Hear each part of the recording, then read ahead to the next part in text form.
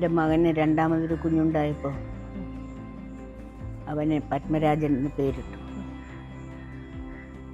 അവൻ പക്ഷെ 1.5 വയസ്സായപ്പോൾ മരിച്ചുപോയി. പിന്നെ തോന്നിയാ അല്ലെങ്കിൽ ഞാൻ വെറുതെ പത്മരാജൻ എന്ന് അവനെ വിളിച്ചേനെയല്ലോ ഒന്ന് തോന്നി. ദൈവം അതുകൊണ്ടായിരിക്കും കൊണ്ടുപോയത്, ആ പേരിടണ്ടായിരുന്നു എന്ന് പിന്നെ തോന്നി. 1970 മാർച്ച് 24 30-നകം വിവാഹം കഴിഞ്ഞിട്ടില്ലെങ്കിൽ ഞാനൊരു വഴി കണ്ടിട്ടുണ്ട്. എന്തായിരുന്നു ആ വഴി? ഞാൻ എഴുതിയിട്ടു ജനലിൽ എൻ്റെ ഒരു എന്താണ് ഇതുകൊണ്ട് ഒരു പിന്നുകൊണ്ട് വന്നിട്ട് സൂയിസൈഡ് ചെയ്തു.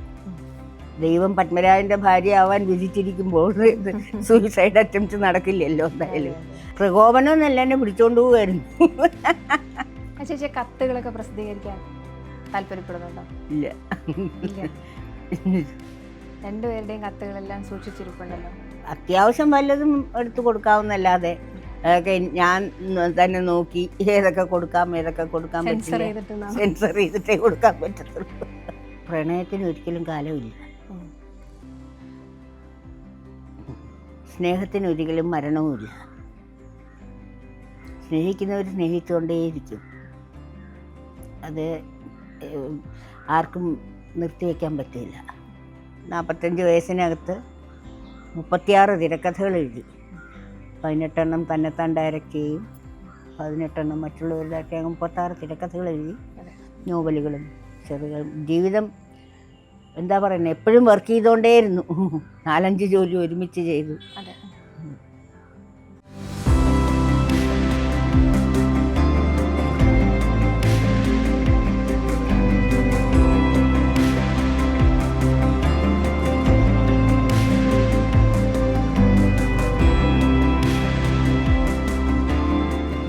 ചിലതെല്ലാം ജീവിതത്തിൽ കാലത്തോട് മത്സരിച്ച് കളയും.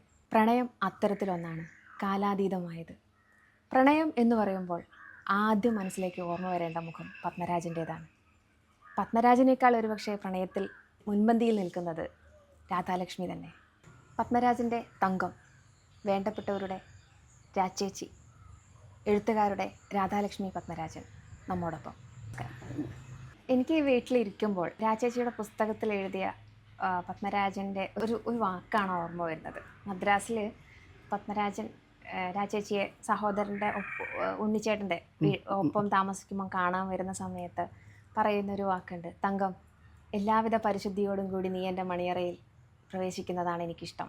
4 വർഷത്തെ പ്രണയത്തിന് ശേഷം ഇഷ്ടരാജനെ കൈപ്പിടിയിലൊതുക്കിക്കൊണ്ട് രാധാലക്ഷ്മി, ചിറ്റൂരുകാരിയായിട്ടുള്ള രാധാലക്ഷ്മി നിറയെ പൂത്തൊരു പ്രണയവും കൊണ്ടുവന്നിരിക്കുകയാണ്.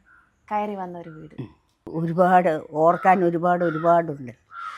എന്നെ മദ്രാസിലേക്ക് അയക്കുന്നത് എന്തിനാന്ന് വെച്ചാൽ ഇദ്ദേഹത്തിൽ നിന്നും എന്നെ അകറ്റുക എന്നുള്ളതാണ് വീട്ടുകാരുടെ ലക്ഷ്യം. എന്താണെന്ന് വെച്ചാൽ പ്രായം കൊണ്ട് ഞങ്ങൾ ഒക്കുന്നതല്ല. എനിക്ക് ഒരുപാട് നല്ല പ്രപ്പോസൽസ് വന്ന സമയമാണ് അത്. ഫോറിൻ കൺട്രീസിൽ, അമേരിക്കയിൽ, പല സ്ഥലത്തും വന്ന സമയമാണ്.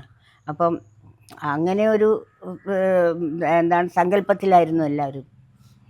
ആ സമയത്താണ് കൂടെ ജോലി ചെയ്തിരുന്ന, വളരെ തുച്ഛമായ ശമ്പളം വാങ്ങിക്കുന്ന ഒരാളുടെ ഭാര്യയായിട്ട് അദ്ദേഹത്തിനെ മാത്രമേ കല്യാണം കഴിക്കുള്ളൂ എന്ന് ഞാൻ പറയുന്നത്. അപ്പോൾ എൻ്റെ ജോലി റിസൈൻ ചെയ്യിച്ച് എന്നെ വീട്ടിൽ കൊണ്ടുവന്നിരുത്തുകയും എന്നെ ഇതിൽ നിന്നൊക്കെ ഒന്ന് അകറ്റി ദൂരെ എവിടേക്കെങ്കിലും എന്ന് പറഞ്ഞ് മദ്രാസിൽ, കൽക്കട്ടയിൽ, ബോംബെയിൽ എല്ലാവിടെയും ഞാൻ പോയി. അവിടെയൊക്കെ എൻ്റെ ബന്ധുക്കളുണ്ട്, അവരുടെ അടുത്തൊക്കെ ആയിരുന്നു. പക്ഷേ ദൂരം കൂടുന്തോറും അടുപ്പം കൂടി വന്നു എന്ന് വേണം പറയാൻ. മറ്റേത് ആഴ്ചയിൽ ഒരിക്കൽ എഴുത്തെഴുതുന്ന ആഴ്ചയിൽ 2 പ്രാവശ്യം വരെ എഴുതാവുന്ന ഒരു അവസ്ഥയായി എന്ന്. അവിടെ കണ്ടതും വിശേഷങ്ങൾ, അവിടുത്തെയൊക്കെ വിശേഷങ്ങൾ എഴുതി അയക്കാനും ഒക്കെ.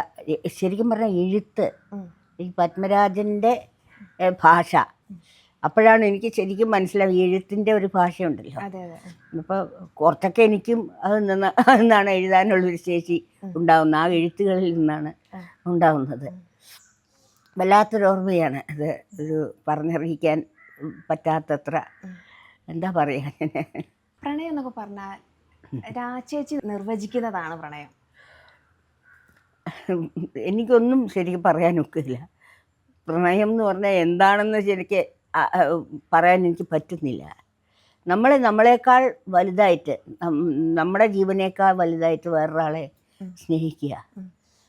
അതാണ് പ്രണയം എന്നാണ് എൻ്റെ ഒരു വിശ്വാസം.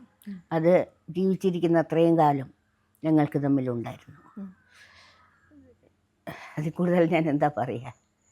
ആ മെലിഞ്ഞ ഇത് വലിയ വെടർന്ന എന്താ പറയുക, താമര അല്ലേ, താമര ഏതോള് പോലെ വെടർന്ന വലിയ കണ്ണുകളുള്ള മെലിഞ്ഞ വെളുത്ത കൊലുന്നനെയുള്ളൊരു ചെറുപ്പക്കാരനോട് ഏത് നിമിഷത്തിലാണ് പ്രണയം തോന്നിയത്? സത്യം പറഞ്ഞാൽ എനിക്ക് ആദ്യം അങ്ങനെ തോന്നിയിട്ടേ ഇല്ല. അദ്ദേഹമാണ് എന്നോട് പറയുന്നത്. അപ്പം ഞാൻ പറഞ്ഞത് നമ്മുടെ പ്രായം നോക്കണം, എൻ്റെ അനിയനെ പോലെയാണ് ഞാൻ കരുതിയിരിക്കുന്നത് എന്ന് പറഞ്ഞു. അപ്പോൾ എനിക്കങ്ങനെ അല്ല തോന്നുന്നത് എന്ന് പറഞ്ഞാൽ, ഞാൻ പറയുന്നത് മുഴുവൻ ഞാൻ ഒരുപാട് സംസാരിക്കും. അപ്പം ഇത് മുഴുവൻ അപ്പം അത് കൊച്ചിലേ ഉള്ള ശീലമാണ്. അപ്പം ഞാൻ അവിടെ വന്നിരുന്ന് കോളേജിൽ നിന്ന് പാസ്സായി വന്നിട്ടേ ഉള്ളൂ. ഒരുപാട് കഥകളുണ്ട്. ഞാൻ കോളേജിൽ എല്ലാ കലാപരിപാടികൾക്കും പങ്കെടുക്കും, സ്പോർട്സിന് പങ്കെടുക്കും, ഒരുപാട് കോമ്പറ്റീഷൻസിന് പോവും. അല്ല, ഈ കഥകൾ മുഴുവൻ ഞാൻ അവിടെ ഇരുന്ന് അദ്ദേഹത്തിനോട് വിളമ്പും. അത് മുഴുവൻ വളരെ ആകാശവാണി ജോലി കിട്ടി. ഞാൻ സംഗീതത്തിൽ BA പാസ്സായതാണ്. അന്ന് എനിക്ക് 4th റാങ്ക് ഉണ്ടായിരുന്നു സ്റ്റേറ്റിൽ. അന്ന് കുറച്ച് 40-40 കുട്ടികളേ ഉള്ളൂ. അതിൽ 4ാമനായിന്നേ ഉള്ളൂ. ആകെ ഞങ്ങളുടെ അവിടെ നിന്ന് ഞാൻ മാത്രമേ ഉണ്ടായിരുന്നുള്ളൂ. ബാക്കി 3 പേരും തിരുവനന്തപുരത്തുകാരായിരുന്നു.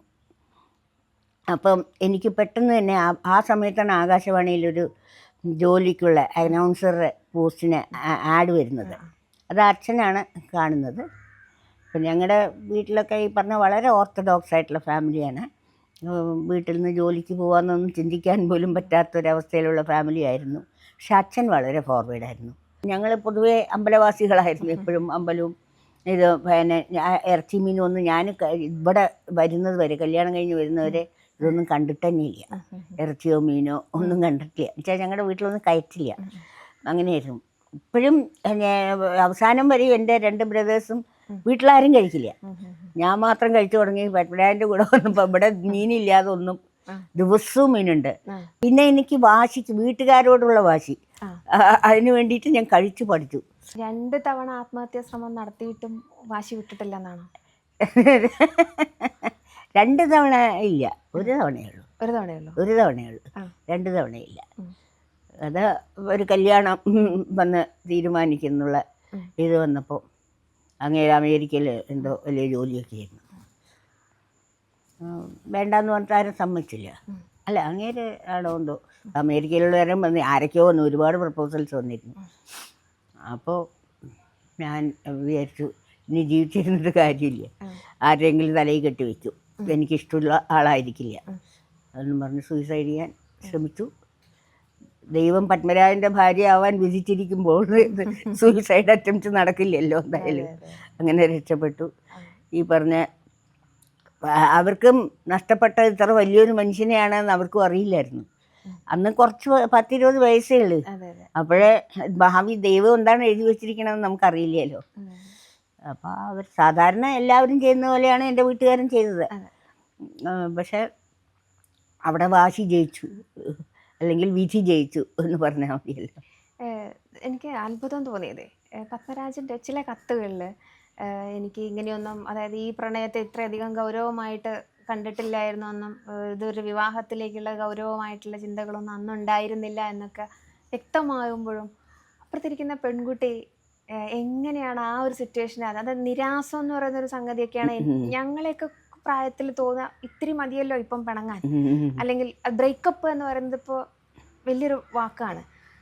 അതായത് അങ്ങനെയൊന്നും പ്ലാൻ ഇല്ലായിരുന്നു, പക്ഷെ അന്ന് അങ്ങനെയൊക്കെ സംഭവിച്ചു പോയി എന്ന് 1-2 തവണ അദ്ദേഹം കത്തുകൾ എഴുതുമ്പോഴും അതിന് എന്താന്ന് വെച്ചാൽ അദ്ദേഹത്തിൻ്റെ ചേട്ടൻ, ഈ പത്മനാഭൻ ചേട്ടൻ കല്യാണം കഴിച്ചിട്ടില്ല, ധരംകൊച്ചേട്ടൻ കല്യാണം കഴിച്ചിട്ടില്ല, ഉടനെ ഇവിടെ അനിയത്തി കല്യാണം കഴിച്ചിട്ടില്ല. ഇത് ഏറ്റവും ചെറു 20 വയസ്സേ ഉള്ളൂ.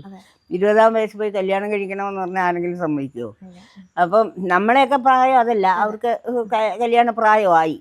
18 വയസ്സ് കഴിഞ്ഞാൽ പിന്നെ എല്ലാവരെയും കല്യാണം കഴിപ്പിക്കുക എന്നുള്ളതാണല്ലോ. അപ്പോൾ നമ്മുടെ വീട്ടുകാർക്ക് നമ്മൾ പ്രായമായി എന്നും ഇവിടെ കൊച്ചു കൊയ്യനാണെന്നും എന്നുള്ള ഇതിൽ അത്. പക്ഷേ എന്തോ ഞാൻ പറഞ്ഞില്ലേ, ദൈവം നിശ്ചയിച്ചതുപോലെ അമ്മ സ്ട്രോങ് ആയിട്ട് കൂടെ നിന്നു എന്നുള്ളതാണ്. അത് ഒരമ്മമാരും ഇങ്ങനെ മക്കളോടൊപ്പം നിൽക്കുന്ന എനിക്ക് തോന്നില്ല. അത്രയ്ക്ക് സ്ട്രോങ് ആയിരുന്നു അമ്മയാണ്. എനിക്ക് ഒരുപാട് കത്തുകൾ അമ്മ അയച്ചിട്ടുണ്ട്, ഒരുപാട് കത്തുകൾ എന്നെ സമാധാനം. അതെ, അമ്മ എന്ന് പറഞ്ഞാൽ പത്മരാജൻ്റെ അമ്മയാണ് ഞാൻ പറയുന്നത്. എൻ്റെ അമ്മ അത്രയ്ക്കൊന്നും അറിവുള്ള അമ്മയായിരുന്നില്ല. ഈ അമ്മ സ്കൂളിലൊന്നും പോയി പഠിച്ചിട്ടുണ്ടെന്ന് എനിക്ക് തോന്നുന്നില്ല. പക്ഷെ അമ്മയ്ക്ക് മലയാളം, സംസ്കൃതം, ഹിന്ദി എല്ലാം അസലായിട്ട് അറിയായിരുന്നു. ഈ 1.5 വയസ്സിന്റെ വ്യത്യാസം ഉണ്ടല്ലോ, അത് ജീവിതത്തിൽ ആ ഒരു സ്ത്രീകൾക്ക് ഒരു കുറച്ച് വയസ്സ് ഒന്നും കൂടി ഒരു പടി അധികം ആകുമ്പോൾ എന്തെങ്കിലും മെച്യൂരിറ്റി ഒക്കെ ഹെൽപ്പ് ചെയ്യുന്നുണ്ടോ? ഏറ്റവും തമാശ, ഞാൻ ഏറ്റവും ചെറിയ കുട്ടിയായിട്ട് വളർന്നതാണ്. അത് കാരണം എനിക്ക് ഒട്ടും മെച്യൂരിറ്റി ഉണ്ടായിരുന്നില്ല. അതാണ്. അദ്ദേഹം വളരെ മെച്യൂർഡായിട്ട് ഇത്രയും പേരുടെ ആൾക്കാരുടെ ഇടയിൽ നിന്ന് മറ്റേ എന്നെ ഒരുപാട് പേര് കൊഞ്ചിച്ച് വഷളാക്കിയ ഒരു അച്ഛനെ എനിക്ക് കല്യാണം അല്ല ജോലിയാവുന്നത് വരെയും അച്ഛൻ്റെ കയ്യും പിടിച്ച് നടക്കാൻ പോകുമായിരുന്നു. അപ്പോൾ എനിക്ക് വളരെ മാനസികമായിട്ട് വളരെ കൊച്ചായിരുന്നു. വളർച്ച കുറച്ച്, എപ്പോഴും എന്നും കുട്ടിയായിട്ട് വളർന്ന തങ്കക്കുട്ടി എന്നാണ് എന്നെ വിളിക്കുന്നത്. അപ്പോൾ കുട്ടിയായിട്ട് വളർന്നതാണ്. അപ്പോൾ ആ ഒരു മെച്യൂരിറ്റി എനിക്കിവിടെ ഇവിടെ വന്നപ്പോഴും ആ ഇത് തന്നെ അത്ര വലിയൊരു. പിന്നെ ഞാൻ ജോലി റിസൈൻ ചെയ്ത് പോയതിന് ശേഷമാണ് ജീവിതത്തിനെ കുറിച്ചൊക്കെ ചിന്തിച്ചു തുടങ്ങിയത് തന്നെ. അപ്പോഴാണ് ജീവിതം എന്താണ് എന്ന് മനസ്സിലാക്കി തുടങ്ങിയത്. ആകാശവാണി തൃശ്ശൂർ നിലയം സ്റ്റാർട്ട് ചെയ്ത സമയത്ത് ആദ്യത്തെ ശബ്ദം വരുന്നത് ആകാശവാണി തൃശ്ശൂർ എന്ന് പറയുന്നത് എൻ്റെ ശബ്ദത്തിലായിരുന്നു. അതെ അതെ അതെ. അതായത് അസുലഭമായിട്ടുള്ളൊരു സന്ദർഭമാണ് അന്നൊക്കെ ആകാശവാണിയിലൊക്കെ ജോലി നേടുക എന്ന് പറയുന്നത്. അത് BA മ്യൂസിക് കഴിഞ്ഞ ഉടനെ തന്നെ ജോലിയിൽ കയറുന്നു. പെട്ടെന്നുള്ള പ്രകോപനത്താലാണ് ആ ജോലി വേണ്ടാന്ന് വെക്കുന്നത്. പ്രകോപനം എന്നല്ല, എന്നെ പിടിച്ചോണ്ട് പോവുമായിരുന്നു. അറിഞ്ഞുകൊണ്ട് ഞാൻ ചെയ്യില്ലല്ലോ. വീട്ടുകാർക്ക് ഒരു ഈ പറഞ്ഞ ഒരു പയ്യനുമായിട്ട്, അതും കൊച്ചു പയ്യനാണ് എന്ന് പറഞ്ഞാൽ ഇനി ഇവിടെ ജോലി ചെയ്യേണ്ട. ഞാൻ പറഞ്ഞല്ലോ നേരത്തെ, ഞങ്ങൾ വളരെ ഓർത്തഡോക്സ് ആയിട്ടുള്ള കുടുംബത്തിൽ നിന്ന് വന്നതാണ്. അപ്പോൾ ജോലി പോയി പ്രേമിച്ച് അങ്ങനെയൊന്നും അവരുടെ മനസ്സിലേ പോയിട്ടില്ല. വലിയ വലിയ സങ്കല്പങ്ങളിലിരിക്കുന്ന ആൾക്കാരാണ്. ഉടനെ മതി, ജോലി ചെയ്തത് മതി എന്ന് പറഞ്ഞു. അച്ഛൻ വാസ്തവത്തിൽ ഒന്നും പറഞ്ഞിട്ടില്ല എന്നുള്ളതാണ് സത്യം. അമ്മയുടെ നിർബന്ധമാണ്. അമ്മയാണ് ശരിക്കും ജോലി കളയിച്ചത്. അമ്മയും മൂത്ത ചേട്ടനെ പറഞ്ഞിളക്കി ചേട്ടനോട് വിളിച്ചോണ്ട് വന്ന്, ചേട്ടൻ്റെ കൂടെ വന്ന് എന്നെ വിളിച്ചോണ്ട് പോകും. അച്ഛൻ വന്നില്ല. അച്ഛനല്ല ചെയ്തത്, അമ്മയായിരുന്നു അതിൻ്റെ ആള്. ജോലിയുടെ ഒന്നും ആവശ്യമൊന്നുമില്ല, ജോലിയും കൂടെ രണ്ടും കൂടെ ആകുമ്പോൾ ഉത്തരവാദിത്തങ്ങളൊക്കെ കൂടുമെന്ന് നിരുത്സാഹപ്പെടുത്തൽ പത്മരാജന്റെ കയ്യിൽ നിന്ന് ഉണ്ടായിട്ടുണ്ട്. അദ്ദേഹത്തിന് എന്താ വെച്ചാൽ അദ്ദേഹം കണ്ട പെങ്ങന്മാരാരും ജോലിക്കൊന്നും പോയിട്ടില്ല. അപ്പോൾ ഇവിടെയും അതുപോലെ വളരെ ഓർത്തഡോക്സ് ആയിട്ടുള്ള സ്ത്രീകൾ വീട്ടിലെ ഭരണവും പുരുഷന്മാർ പുറത്തെ ഭരണവുമാണ്. അപ്പോൾ അവർക്കും വലിയ താല്പര്യമൊന്നും ഉണ്ടായിരുന്നില്ല. ജോലി ചെയ്യാത്ത തന്നെയാണ് നല്ലത് എന്ന് അദ്ദേഹം പറയുമായിരുന്നു. എന്താണെന്ന് വെച്ചാൽ ഇനി ഒരു പെണ്ണാവുമ്പോഴേ ചുറ്റും ആണുങ്ങളാണ്. അപ്പോൾ ഒരുപാട് ഗോസിപ്സും അതൊക്കെ വരും. അപ്പോൾ ഇത് കേട്ട് നിൽക്കുന്നവർക്ക് ഭയങ്കര സങ്കടം വരും, ദേഷ്യം വരും. അപ്പോൾ അതൊന്നും കേൾക്കണ്ടല്ലോ. പത്മരാജൻ പൊസസീവായിരുന്നോ? പൊസസീവായിരുന്നു പറഞ്ഞാൽ ഏത് ഭർത്താവാണ് ഭാര്യയുടെ കാര്യത്തിൽ പൊസസീവ് അല്ലാത്തത്? അത്രയ്ക്കൊന്നുമല്ല, എന്നെ വളരെ സ്വാതന്ത്ര്യം തന്നിരുന്നു. എങ്കിലും ആ സമയത്തൊക്കെ വളരെ എന്താ വെച്ചാൽ ഈ മറ്റുള്ളവർ വല്ലതുമൊക്കെ പറയുന്ന കേട്ടാൽ അദ്ദേഹത്തിന് ദേഷ്യം വരും. പക്ഷെ രാജേച്ചിയുടെ ആ പോസിറ്റിവിറ്റി കൊണ്ടാണ് പത്മരാജനോട് സിനിമയിൽ അഭിനയിക്കണ്ടെന്ന് പറഞ്ഞത്. അതെ അതെ, ഞാൻ കേട്ട് വളർന്ന അത് ചുറ്റുപാടല്ലേ. അതുകൊണ്ട് നല്ലൊരു നടനെ നഷ്ടപ്പെട്ടില്ലേ? നടനേക്കാട്ടിലും റൈറ്റർ ആവുന്നതാണ് എനിക്കിഷ്ടം. അതെ, പിന്നെ എന്നും നിൽക്കും നടൻ 10 പാടാൻ കഴിഞ്ഞ് അങ്ങ് വീട്ടിലിരുന്നാൽ പിന്നെ അധികം ഓർത്തൊന്നും വരില്ല. അത്ര വലിയ നടനായിരിക്കണം അങ്ങനെ ഓർക്കണമെങ്കിൽ. ഒരു എഴുത്തുകാരൻ അയാളുടെ പുസ്തകം എന്നെന്നും നല്ല പുസ്തകമാണെങ്കിൽ എന്നും നിലനിൽക്കും. പക്ഷേ റൈറ്റർ ഞാൻ കൂടുതൽ ഇഷ്ടപ്പെടുന്ന റൈറ്റിംഗ് ആണ്. ഈ പ്രണയം കത്തി നിൽക്കുന്ന സമയത്താണ്, ഇന്നും കത്തി ജ്വലിക്കുന്നുണ്ട് കേട്ടോ, അത് വേറെ കാര്യം. പക്ഷെ അക്കാലത്താണ് രാധാലക്ഷ്മി പത്മരാജൻ എന്ന പേരിൽ കഥകൾ എഴുതുന്നതെന്ന് ചിറ്റൂരൊക്കെ പാട്ടായത്. അത് എന്താന്ന് വെച്ചാൽ ഞാൻ പറഞ്ഞല്ലോ, ഞാൻ ഒരുപാട് സംസാരിക്കുമ്പോൾ ഇങ്ങനെ നാട്ടിലെ കഥകൾ മുഴുവൻ ഇങ്ങനെ പറഞ്ഞുകൊണ്ടിരിക്കും. ഒരുപാട് കഥകളുള്ള നാടാണ്, നാട്ടിൻപുറമല്ലേ. അപ്പോൾ നാട്ടിൻപുറമല്ല, ചിറ്റൂർ ഇതാണ്, ടൗണാണ്. പക്ഷേ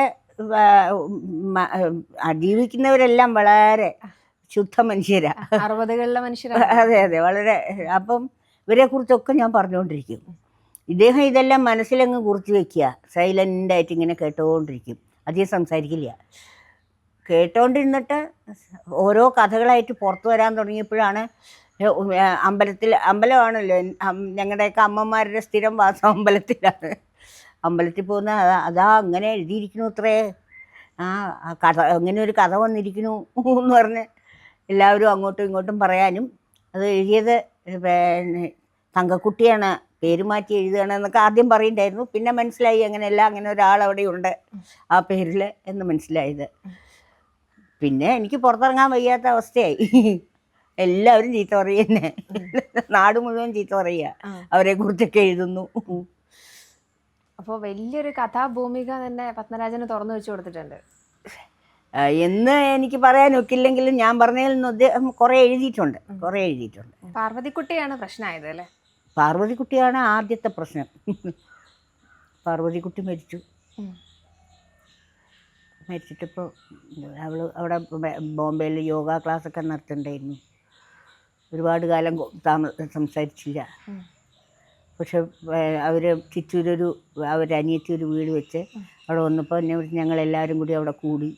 അദ്ദേഹത്തിൻ്റെ കഥ പാർവതിക്കുട്ടിയാണ് 2-3 പ്രസിദ്ധീകരണങ്ങളിൽ ഒന്നിച്ചു വന്നു. അയ്യോ, ആദ്യം റേഡിയോ വന്നു, അതിന് മനോരാജ്യോ മലയാള രാജ്യോ ഏതോ അതിൽ വന്നു, ഏതോ 3 എണ്ണത്തിൽ ഒന്നിച്ചു വന്നു. അത് വലിയ പ്രശ്നമായി. അതാ അമ്മാവൻ എന്നെ അന്ന് തൊട്ട് മിണ്ടാതെ. പാർവതിക്കുട്ടിയും മിണ്ടിയില്ല. പാർവതിക്കുട്ടി അതിന് ബോംബെയിലായിരുന്നു. പിന്നെ പാർവതിക്കുട്ടി വരുന്നത് പിന്നെ വേറൊരു അവസരത്തിലാണ്. പിന്നീട് ആ ബന്ധം സൂക്ഷിക്കാൻ പറ്റിയല്ലേ? നിങ്ങൾ എന്ന് ഭാര്യയെ അഭിസംബോധന ചെയ്യുന്ന ചുരുക്കം ചില അത് പ്രായത്തിനെ ബഹുമാനിച്ചിട്ടാണെന്നാണ് ഞാൻ വിചാരിക്കുന്നത്. അങ്ങനെ ഒരിക്കലും നീ അങ്ങനെ വിളിക്കില്ല. എഴുത്തുകാരന് വരുന്ന പ്രണയലേഖനങ്ങളൊക്കെ രണ്ടുപേരും കൂടി ഒന്നിച്ചിരുന്ന് പൊട്ടിച്ച് വായിച്ച് ചിരിക്കുകയും മറുപടി അയക്കുകയൊക്കെ ചെയ്യുന്ന സന്ദർഭങ്ങൾ. എഴുത്തുകാരന് കല്യാണം കഴിഞ്ഞതിൻ്റെ പ്രണയലേഖനമല്ല, ഒരുപാട് എഴുത്തുകൾ വരുമായിരുന്നു. പക്ഷേ അത് പ്രണയലേഖനം എന്ന് പറയാൻ ഒക്കെയില്ല. പക്ഷേ ഏത് രണ്ടുപേർക്കും വരുന്ന എഴുത്തുകൾ രണ്ടുപേരും തുറന്നു വായിച്ച് അതിൽ ചിരിക്കാനുള്ളതൊക്കെ ചിരിക്കും, അത് തള്ളാനുള്ളതൊക്കെ തള്ളും. അങ്ങനെ ഒരുപാട് എഴുത്തുകൾ പിന്നെ പലപ്പോഴും ഈ എഴുത്തുകൾ സൂക്ഷിച്ചും വയ്ക്കുമായിരുന്നു. ഒന്നും മറച്ചു വെച്ചുള്ള ഒരു പരിപാടി ഉണ്ടായില്ല. എന്ത് വന്നാലും അങ്ങോട്ടും ഇങ്ങോട്ടും പറയുകയും കത്തുകൾ കാണിക്കുകയും ഒക്കെ ചെയ്യുമായിരുന്നു. എനിക്കിപ്പോൾ ഓർമ്മ വരുന്നത് രാജേച്ചി പുസ്തകത്തിൽ എഴുതിയ പത്മരാജൻ പറഞ്ഞൊരു കാര്യമാണ്. അതായത് ഷൂട്ടിംഗ് ലൊക്കേഷനിൽ പോയ സമയത്ത് നിങ്ങൾ എന്തിനാ ഇപ്പം അങ്ങോട്ട് വന്നത്, നിങ്ങളെ കണ്ടു കഴിഞ്ഞാൽ എൻ്റെ ശ്രദ്ധ മുഴുവൻ പോകും. ശ്രദ്ധ പറയും, കോൺസെൻട്രേഷൻ കിട്ടില്ല. ഞങ്ങൾ സാധാരണ ഷൂട്ടിംഗ് കാണാൻ പോവാറേ ഇല്ല. അപ്പോൾ ഒരിക്കൽ ഞാനൊരു വനിതാ സമിതിയായിട്ട് ഇപ്പോഴും ഉണ്ട്. അപ്പോൾ അവർക്കൊക്കെ ഒന്ന് ഷൂട്ടിംഗ് കാണണം എന്ന് പറഞ്ഞ് ഞങ്ങൾ ഏതോ ഒരു ഷൂട്ടിംഗ് കാണാനായിട്ട് ഞാൻ 3-4 പേരെയും കൂട്ടി അങ്ങ് പോയി. അവിടെ പോയപ്പോൾ അദ്ദേഹത്തിൻ്റെ ഭാവം മാറി. എന്നെ അടുത്ത് വിളിച്ച് പറഞ്ഞു, വല്ല കാര്യമുണ്ട് ഇവരെയൊക്കെ വിളിച്ചുകൊണ്ട് വരേണ്ടതിൻ്റെ, എൻ്റെ ശ്രദ്ധ പോകും, നിങ്ങൾ ഇവിടെ വന്നിന്ന് എനിക്ക് ഷൂട്ട് ചെയ്യാൻ പറ്റില്ല എന്ന് പറഞ്ഞിട്ടുണ്ട്. ആരെങ്കിലും എന്തെങ്കിലുമൊക്കെ കമൻസ് അടിക്കും വരുമ്പോഴേ, അതൊക്കെ ഇദ്ദേഹത്തിന് വളരെ സെൻസിറ്റീവാണ്. ഈ റൈറ്റേഴ്സ് പൊതുവെ എല്ലാവരും അങ്ങനെ തന്നെ. അപ്പോൾ എന്തെങ്കിലും ആരെങ്കിലും ഒരു ചെറിയ വാക്ക് ചീത്ത പറഞ്ഞു കഴിഞ്ഞാൽ അത് പിന്നെ അദ്ദേഹത്തിൻ്റെ കോൺസെൻട്രേഷൻ പോകും. രാജേച്ചി പത്മരാജനെ പരിപാലിച്ച വിധം അതെങ്ങനെയായിരിക്കും? അസൂയപ്പെടേണ്ട ജീവിതമായിരുന്നു അദ്ദേഹത്തിന്. അത്രയും എന്താ വെച്ചാൽ ഇവിടുന്ന് അത്രയും സ്നേഹം കിട്ടി വളർന്ന ആളാണ്. ഈ അമ്മയുടെ 8 മക്കളിൽ ഇദ്ദേഹം മാത്രമാണ് ഇദ്ദേഹത്തിൻ്റെ ഒരു അസുഖം വന്ന് കാല് മുഴുവൻ പഴുത്ത് ആയിട്ട് അമ്മയുടെ മടിയിൽ നിന്ന് മാറാതെ 7 വയസ്സിൽ 5ാം ക്ലാസ്സിൽ ചേരുമായിരുന്നു. അതുവരെ സ്കൂളിൽ കൂടി പോവാതെ അമ്മയുടെ ഒക്കത്തായിരുന്നു. അതായത് അമ്മയുടെ സ്നേഹം വേണ്ടുവോളം കിട്ടിയ ഒരാളാണ്. ആ സ്നേഹം സത്യം പറഞ്ഞാൽ എനിക്ക് അതുപോലെ ആ അമ്മയെ പോലെ തോന്നിയിട്ടാണോ എന്ന് എനിക്കറിഞ്ഞൂടാ. നിങ്ങൾ എൻ്റെ അമ്മയെ പോലെയാണെന്ന് ഇടയ്ക്കിടയ്ക്ക് പറയും. ആ ഒരു സ്നേഹം എന്നോട് അവസാനം വരെയും ഉണ്ടായിരുന്നു.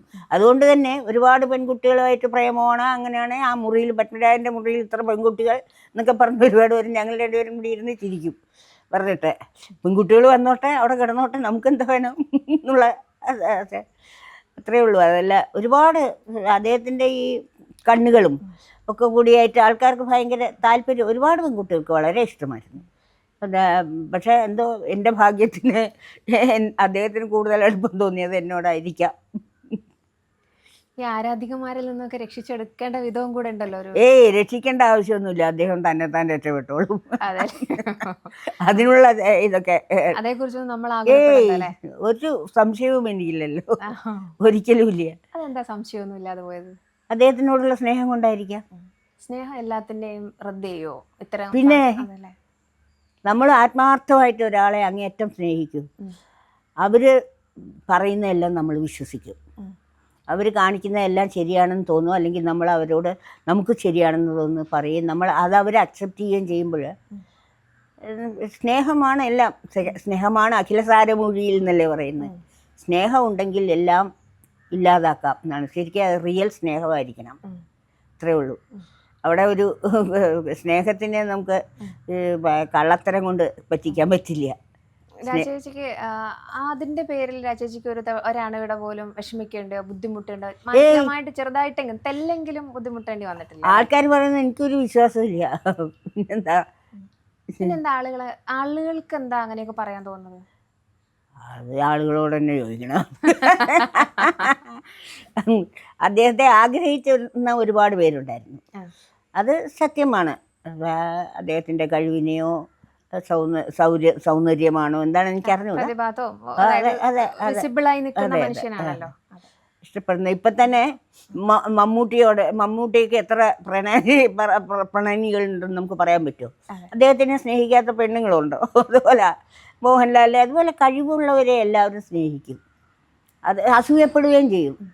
അതിനൊന്നും നമ്മൾ വേറൊരു വിധത്തിൽ കാണുന്നതിൽ അർത്ഥം. അതൊന്നും രാജേഷിനെ ബാധിച്ചിട്ടേ ഇല്ല. ഏയ് ഒട്ടും ബാധിച്ചിട്ടില്ല, അതിൻ്റെ ആവശ്യമില്ല. അതാണ് രാജേച്ചിന്റെ പ്രണയ രഹസ്യം എന്താണ്? അപ്പോൾ എങ്ങനെയാണ് മനുഷ്യൻ പ്രണയിക്കേണ്ടത്? ഒരു സ്ത്രീ എങ്ങനെയാണ് പ്രണയിക്കേണ്ടത്? അയ്യോ അതെനിക്ക് അറിഞ്ഞൂടാ, പറഞ്ഞു തരാൻ അറിഞ്ഞൂടാ. രാജേച്ചിന്റെ അനുഭവത്തിൽ നിന്ന് നമ്മൾ അങ്ങോട്ട് കൊടുത്താൽ നമുക്ക് തിരിച്ചു കിട്ടും എന്നുള്ള വിശ്വാസമാണ് എനിക്ക്. നമ്മൾ കൊടുക്കുന്നതിൻ്റെ അളവനുസരിച്ച് തിരിച്ചും അതുപോലെ കിട്ടും. പക്ഷേ അത് പൂർണ്ണ വിശ്വാസമായിരിക്കണം. എവിടെയും ഒരു തരി സംശയം പോലും പാടില്ല. പൂർണ്ണമായിട്ട് നമ്മൾ അങ്ങോട്ട് കൊടുക്കുക, തീർച്ചയായിട്ടും ഇങ്ങോട്ട് കിട്ടും. ഒരുപാട് എന്നെ പറ്റിയിട്ടൊക്കെ ഇനി പറയാനൊന്നും ബാക്കിയില്ല, എത്ര ചീത്തപ്പേര് കേട്ടിട്ടുണ്ട് ഞാനും. പക്ഷെ അദ്ദേഹം എന്നെ വിശ്വസിച്ച് എൻ്റെ കൂടെ വന്നില്ലേ, എന്നെ കല്യാണം കഴിക്കാൻ ഒരുങ്ങിയല്ലോ. എത്രയോ നല്ല പെൺകുട്ടികൾ, കൊച്ചു പെൺപിള്ളേരെ കിട്ടുമായിരുന്നു. അപ്പം അതിൻ്റെ പുറകിൽ എന്താണ്? വിശ്വാസം. നിങ്ങളുടെ ജീവിതത്തിൻ്റെ അടിത്തറ തന്നെ പരസ്പര വിശ്വാസമായിരുന്നു. അതെ, അതായിരുന്നു. പക്ഷെ ദൈവം വിധിച്ചില്ല. 45 വയസ്സ് കഴിഞ്ഞുള്ളൂ, 46 ആയില്ല. എനിക്കിപ്പോഴും ഓർമ്മ വരുന്നത് കല്യാണത്തിൻ്റെ അന്ന് രാവിലെ മുടി കെട്ടിത്തരാൻ ആരുമില്ല. കല്യാണത്തിന്റെ അന്ന് രണ്ട് ഫ്രണ്ട്സ് ഉണ്ടായിരുന്നു. വശവും മുടി, ഒന്ന് വലിയച്ഛൻ്റെ മോള് വേശക്കുട്ടിയും, ഒന്ന് ഏറ്റവും അടുത്ത ഫ്രണ്ട് അമ്മുക്കാശി, രണ്ടുപേരും മാത്രമേ ഉണ്ടായിരുന്നുള്ളൂ. അപ്പോൾ എല്ലാവരും സാധാരണ പെണ്ണിനെ ഡ്രസ്സ് ചെയ്യിക്കാനൊക്കെ ആൾക്കാർ ചുറ്റും ഉണ്ടാവുമല്ലോ. എനിക്ക് ആരും ഉണ്ടായിരുന്നില്ല. ഞാൻ 2 വശവും മുടി പിന്നിയിട്ട് അങ്ങനെയാണ് കല്യാണത്തിന് ഇറങ്ങുന്നത്. വേറെ ഒരു കുട്ടി അങ്ങനെ കല്യാണത്തിന് വന്നിട്ടുണ്ടോ എനിക്കറിയില്ല, എൻ്റെ അറിവിലില്ലായിരുന്നു. സാരിയൊക്കെ തന്നെ കൊടുത്തു. സാരിയൊക്കെ തന്നെ കൊടുത്തു. ആർക്കും അത്ര താല്പര്യമൊന്നും ഉണ്ടായിരുന്നില്ല അല്ലേ? ആ കല്യാണത്തിന് വീട്ടുകാർക്ക് ആർക്കും താല്പര്യം ഉണ്ടായിരുന്നില്ല. അത് വേറെ കാര്യം, അറിയാമല്ലോ. അത് അവർക്കൊത്തൊരു ഇതെല്ലാം തോന്നിയത് കൊണ്ടാണ്. പക്ഷെ വരെ ഒരിക്കൽ അമ്മാവിക്ക് സുഖമില്ലാതെ ഹോസ്പിറ്റലൈസ് ട്രിവാൻഡ്രത്ത് വന്നു. അമ്മായിയെ നോക്കിയതൊക്കെ ഞാൻ ഹോസ്പിറ്റലായിരുന്നപ്പോഴും അല്ലാത്തപ്പോഴും ഞാനും അമ്മായിയുടെ അനിയത്തി ഉണ്ടായിരുന്നു, വേറെ വീട്ടിൽ താമസിക്കുന്നുണ്ടായിരുന്നു.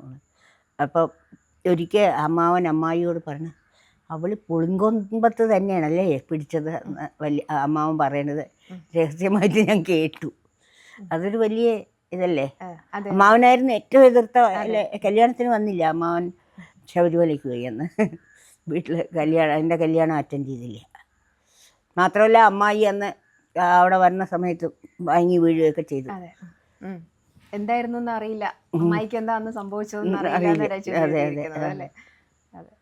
അവസാനം അവർക്ക് വയ്യാതായ സമയത്ത് നമ്മൾ തന്നെയാണ് നോക്കിയത് എന്നുള്ളതാണ്. ഈ ഇങ്ങനെയെല്ലാം തരണം ചെയ്തിട്ട് അവസാനം ആ കല്യാണം കഴിഞ്ഞ് നിൽക്കുന്ന ആ ഒരു മുഹൂർത്തം ഉണ്ടല്ലോ, ഓർക്കാറുണ്ടോ അത് ഇടയ്ക്കിടയ്ക്ക്? ഞാൻ കരഞ്ഞു. അപ്പോൾ കരയണ്ട അമ്മായി പറഞ്ഞു, കരയണ്ട. അതെ, ആ കണ്ണീരിന് എന്താ പേര് പറയുക ആനന്ദാശ്രു. എന്ന് വേണമെങ്കിൽ പറയാം. എല്ലാ ഇമോഷൻസിനെയും ഒരേപോലെ ബാലൻസ് ചെയ്യുന്ന ഒരു ആളായിരുന്നല്ലോ പത്മരാജൻ. 2 തവണ എങ്ങാണ്ടാ ദേഷ്യപ്പെട്ടത് അല്ലേ? ആ അതൊരിക്കൽ ആരായിരുന്നു, ഏതോ പുസ്തകത്തിൻ്റെ കൂടെ വിടേനെ കുറിച്ച് ഏതോ ഒരു പടത്തിൻ്റെ ഡിസ്കഷൻ വന്നിട്ട് എനിക്ക് തോന്നുന്നു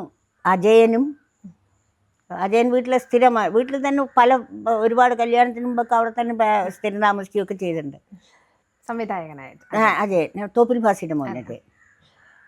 അപ്പോൾ അവിടെ ഇരുന്ന് ഇവരെന്തോ സംസാരിക്കുന്നതിൻ്റെ ഇടയിൽ ആരോ എഴുതിയൊരു പുസ്തകത്തിനെ കുറിച്ചാണ് ഒരു ചർച്ച വന്നു. അപ്പം എനിക്ക് ദേഷ്യം വന്ന് ഞാൻ അങ്ങേര് എന്തോ പറഞ്ഞു അവിടെ ഇരുന്ന്. അപ്പം മിണ്ടാതിരിക്കാൻ പറഞ്ഞു. അങ്ങനെ ദേഷ്യപ്പെടുകയില്ലായിരുന്നു. എല്ലാവർക്കും അദ്ദേഹം കണ്ട പേടിയാ, കണ്ണൊക്കെ നോക്കി എല്ലാവരും സംസാരിക്കൂല അധികം. അതെ, എന്നെ ഒന്നും വഴക്ക് പറയുകയോ ഒന്നും ചെയ്യില്ല. അവർ ഒരു ചിരിയോടെ ഞാൻ പറയണ മുഴുവൻ കേട്ടുകൊണ്ടിരിക്കും. രാജേഷ് തിരിച്ചു വഴക്ക് പറയായിരുന്നോ? വഴക്ക് പറയില്ല, അതിനുള്ള ധൈര്യമൊന്നും എനിക്കില്ല. തമ്മിത്തല്ലാത്തൊരു കുടുംബമായിരുന്നു, ഒരിക്കലും അങ്ങോട്ടും ഇങ്ങോട്ടും വഴക്കടിക്കാത്തൊരു കുടുംബം. പറഞ്ഞാൽ വിശ്വസിക്കില്ല. അടുത്ത വീട്ടിലൊരു ശാന്ത ചേച്ചി എന്ന് പറഞ്ഞാൽ അവരുടെ സ്ഥലമാണ്, അവരുടെ അനിയത്തിൻ്റെ സ്ഥലമാണ് ഞങ്ങൾ വാങ്ങിച്ചപ്പോൾ വീട് വെച്ച സ്ഥലം. അപ്പം ഞങ്ങൾ ദിവസവും രാവിലെ വൈകിട്ടോ കുറച്ച് നടക്കാൻ ഇതുണ്ട്. അപ്പോൾ അവിടെ അങ്ങോട്ടും ഇങ്ങോട്ടും നടക്കുമായിരുന്നു. അപ്പോഴിങ്ങനെ കഥ പറഞ്ഞുകൊണ്ടാണ് നടക്കുക. അപ്പോൾ ശാന്ത ചേച്ചി അപ്പുറത്തെ വീട്ടുകാരോ അവിടെ സിനിമ പോലെയാണ് എന്ന് പറയുമായിരുന്നു. ഇത് വയസ്സ് അത്രയല്ലേ ഉള്ളൂ, 45-ാമത്തെ വയസ്സിൽ മരിക്കുകയല്ലേ. അതെ. തൊട്ട് മുമ്പ് 1-2 ദിവസങ്ങളിലെ ക്ഷീണത്തെ കുറിച്ചൊക്കെ രാജേച്ചി എഴുതിയിട്ടുണ്ട്. ഇവിടെ പോയതാ ഗന്ധർവൻ്റെ അതിന് പോയതായിരുന്നു. അപ്പോൾ പോകാൻ ഇഷ്ടമുണ്ടായിരുന്നില്ല. ഞാൻ നിർബന്ധിച്ച് അയച്ചാണ്. ബാലനുണ്ടല്ലോ പോവൂന്ന് പറഞ്ഞ് നിർബന്ധിച്ച് പ്രൊമോട്ട് ചെയ്യാൻ വേണ്ടി. പടം ഓടുന്നില്ല എന്ന് പറഞ്ഞ് പ്രൊമോട്ട് ചെയ്യാൻ വേണ്ടി അവർ വിളിച്ചപ്പം പോകുന്നില്ല. ഇഷ്ടമില്ലാതെ പോയതാണ്. അന്ന് ചൊവ്വാഴ്ചയായിരുന്നു. അപ്പോൾ സംസാരിക്കുമ്പോൾ ഒരു വല്ലാത്ത ക്ഷീണം ഉണ്ടായിരുന്നു. പിന്നെ എനിക്കൊരാശ്വാസം ബാലിനടുത്തുണ്ടല്ലോ എന്നായിരുന്നു. ബാലിനോട് അത്ര ഇഷ്ടമായിരുന്നു.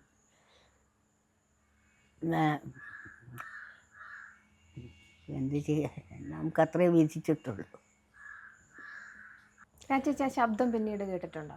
അത് ഇടയ്ക്കിടയ്ക്ക് കേൾക്കാറുണ്ടല്ലോ. ഒരു പടത്തിൽ പ്രതാപത്തിന് വേണ്ടി നവംബറിൻ്റെ നഷ്ടമാണെന്ന് തോന്നുന്നു മുഴുവൻ ഡബ് ചെയ്തിരിക്കുന്ന അദ്ദേഹം. പലതിനും ഡബ് ചെയ്ത്, അത് ഞാനും ഡബ് ചെയ്തിട്ടുണ്ട്.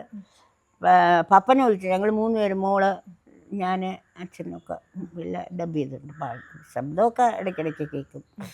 ഇത് നമ്മളെ ഓരോ ദിവസവും ജീവിപ്പിക്കുന്ന ഓർമ്മകളുണ്ടല്ലോ അല്ലേ? ഷൂട്ടിങ്ങിന് പോയതാണെന്നും യാത്രയിലാണെന്നും ഒക്കെ ചിന്തിക്കാമല്ലോ. ദിവസവും നമ്മുടെ ഒപ്പം ഇല്ലാത്ത അല്ല, അങ്ങനെ ചിന്തിക്കാറില്ല. എൻ്റെ കൂടെ ഉണ്ടെന്ന് വിചാരിക്കാറുണ്ട്. എപ്പോഴും എൻ്റെ കൂടെ ഉണ്ട്.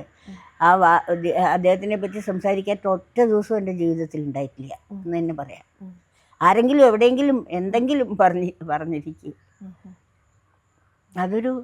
അതുകൊണ്ടാണ് അദ്ദേഹം മരിച്ചിട്ടില്ല, ജീവിച്ചിരിപ്പോൾ നമ്മൾ കാണുന്നില്ല എന്നേ ഉള്ളൂ എന്നെനിക്ക് തോന്നാറുണ്ട്. കൂടെ തന്നെ ഉണ്ട് എന്ന് തോന്നാറുണ്ട്. അല്ലെങ്കിൽ ഒന്ന് ആലോചിച്ച് നോക്കൂ, എനിക്ക് ജോലിയൊന്നുമില്ല, ഞാൻ വീട്ടിൽ നിന്നൊന്നും കൊണ്ടും വന്നിട്ടില്ല. എന്നിട്ട് ഇത്രയും കാലം ഇതുപോലെ യാതൊരു കുറവും ഇല്ലാതെ ജീവിച്ചു വന്നില്ലേ. അദ്ദേഹത്തിൻ്റെ അനുഗ്രഹം കൊണ്ട് മാത്രമാണ്. നിങ്ങളെല്ലാവരും കാണാത്ത ദൈവത്തിനെ തൊഴുന്നു, ഞാൻ കണ്ട ദൈവത്തിനെ തൊഴുന്നു, അത്രയേ ഉള്ളൂ വ്യത്യാസം. എന്നും രാവിലെ അതൊരു ചടങ്ങാണല്ലോ അല്ലേ? അതെ, രാവിലെ എണീറ്റ് വന്ന് ആദ്യം നമസ്കരിച്ചിട്ട് പിന്നെ കുളിയെല്ലാം കഴിഞ്ഞ് പൂവൊക്കെ വയ്ക്കും, ദിവസവും വയ്ക്കും. കുടുംബത്തിൽ 2ാമത്തെ മരണവും സംഭവിച്ച് തകർന്നിരിക്കുമ്പോഴാണ് പത്മരാജൻ്റെ അമ്മ പറയുന്നത് നിൻ്റെയും ഗതി ഇത് തന്നെയാണെന്ന് അല്ലേ? അതെ, രാജേച്ചിയോടാണത് പറയുന്നത്. അതെ, ഞാൻ കരഞ്ഞുകൊണ്ട് ആ മുറിയിൽ അവിടെയാണ് ബോഡി കിടന്നിട്ടുണ്ടായിരുന്നത്. കരഞ്ഞുകൊണ്ട് കയറി വീഴാൻ എന്തോ ചെയ്തോ എനിക്ക് ഓർമ്മയില്ല. അപ്പോഴാണ് ഒക്കെ എൻ്റെ കരച്ചിൽ കേട്ടിട്ട് നിൻ്റെ ഗതി ഇത് തന്നെയാണ് നമ്മ അറിയാതെ വായിന്ന് വന്നു പോയതാ പാവം. ആ അമ്മയുടെ ലൈഫൊന്ന് ആലോചിച്ച് നോക്കൂ. അദ്ദേഹം എങ്ങനെയായിരുന്നു ഇത്തരം മരണങ്ങളെയൊക്കെ സമീപിച്ചിരുന്നത്? ആദ്യം ക്യാപ്റ്റനാണ് മരിക്കുന്നത്, തിരുവനന്തപുരത്ത് വെച്ചാ. 2ാമത്തെ ജ്യേഷ്ഠൻ. അപ്പം ഞങ്ങളെ ഇവരെ സാബ് വരണോ എന്നും പറഞ്ഞ് ഇവിടുന്ന് മിലിറ്ററിയിൽ നിന്ന് 2 ജവാന്മാർ വന്ന് വിളിക്കുകയാണ്. അപ്പം ഞങ്ങൾ രണ്ടുപേരും മറ്റേ ചേട്ടൻ്റെ വൈഫും കുട്ടികളും തൊട്ടപ്പുറത്തുണ്ട്. രണ്ടാമത്തെ കുട്ടിക്ക് 2 വയസ്സ് മറ്റേ ഉള്ളൂ. ഞങ്ങൾ എല്ലാവരും കൂടി അങ്ങ് പോവുക. പോയപ്പോൾ അതിൽ കൂടെ വിടയില്ലോ മറ്റേ ഉണ്ടല്ലോ, അതിൽ പറയുന്നുണ്ടല്ലോ അവർ കണ്ടോലൻസസ് എന്ന്. അത് ശരിക്കും നടന്നതാണ്. അതുപോലെ ഇദ്ദേഹത്തിനോട് അവിടുത്തെ ആൾ പറഞ്ഞതാണ്. പിന്നെ അമ്പി ചേച്ചി വളരെ ക്വയറ്റാണ്, ഒന്നും മിണ്ടില്ല എപ്പോഴും. ചേച്ചി പകർത്തിയെഴുത്തുകാരി കൂടിയായിരുന്നല്ലോ അല്ലേ? ആ, കഥകളുടെയും തിരക്കഥകളുടെയും നോവലുകളുടെയും. കല്യാണം കഴിഞ്ഞതിന് ശേഷം അദ്ദേഹം എന്ത് എഴുതിയാലും അത് എൻ്റെ തിരക്കെഴുതില്ലാത്ത ഹാൻഡ് റൈറ്റിങ്. അത് കാരണം ഞാനാണ് എല്ലാം എഴുതി കൊടുക്കുന്നത്, പകർത്തി എഴുതി കൊടുക്കുന്നത് ഞാനായിരുന്നു. അതിനു മുമ്പ് മറ്റേ മഹാദേവൻ തമ്പി ഇവിടുത്തെ മാനേജറായിരുന്നു. അവരുടെ അനുപമാവറിന് ലോഡ്ജുണ്ട്, എൻ്റെ മാനേജറായിരുന്നു. തമ്പി പകർത്തുമായിരുന്നു. അതേപോലെ അദ്ദേഹത്തിൻ്റെ തലക്കെട്ടുകൾ ദേശാടനക്കിളി, കരയാറില്ല, കൂടെവിടെ, ഇന്നലെ, ലോല മിൽഫോർഡ് എന്ന അമേരിക്കൻ പെൺകിടാവ്, എല്ലാവരും എടുത്തു പറയുന്നതാണ്. എന്തായിരുന്നു ഇതൊന്നും ഈ പറഞ്ഞ പോലെ നമ്മുടെ കഴിവല്ല, ദൈവം എന്തൊക്കെയോ സിദ്ധി അദ്ദേഹത്തിന് കൊടുത്തിട്ടുണ്ടായിരുന്നു. അതിങ്ങനെ പുറത്തു വരുന്നു എന്നല്ലാതെ ഇതിനൊന്നും ഒരു എക്സ്പ്ലനേഷൻ ഇല്ല ശരിക്കും പറഞ്ഞാൽ. നക്ഷത്രങ്ങളെ കാവൽ അല്ലേ, എന്ത് രസമാണ്. ഉദകപ്പോള, ആദ്യം ഉദകപ്പോള വെള്ളത്തിൽ വരുന്ന അതിനെപ്പറ്റി ആരും ആലോചിച്ചിട്ട് പോലും ഉണ്ടാവില്ല. അങ്ങനെ ഒരു ടൈറ്റിൽ വരുന്ന അദ്ദേഹത്തിൻ്റെ സരസ്വതി ദേവി വിളയാടിയതാണെന്ന് പറഞ്ഞാൽ നമുക്ക് പറയാം. ഈ കാസ്റ്റിംഗ് സജഷൻസ് ഒക്കെ കൊടുക്കുമായിരുന്നോ രാജേച്ചി? ഇങ്ങനെയുള്ള, അതായത് സിനിമ കുടുംബത്തിനകത്തേക്ക് വരുമായിരുന്നോ സിനിമയും സാഹിത്യവും ഒക്കെ? എല്ലാം വായിച്ച് ഞാൻ അഭിപ്രായം പറയുമായിരുന്നു, തർക്കിക്കുമായിരുന്നു, ഒക്കെ ചെയ്യുമായിരുന്നു. കഥകൾ ഇല്ല, തിരക്കഥകൾ. മറ്റേ സാഹിത്യ മറ്റേതിൽ നമ്മൾ കൈവച്ച നിങ്ങൾക്കൊരു വിവരമില്ലെന്ന് പറയും. അത് തികച്ചും സ്വകാര്യമാണ്. പക്ഷെ വായിച്ചു കഴിഞ്ഞാൽ നമ്മൾ അഭിപ്രായം പറയാം, ഒക്കെ ചെയ്യാം.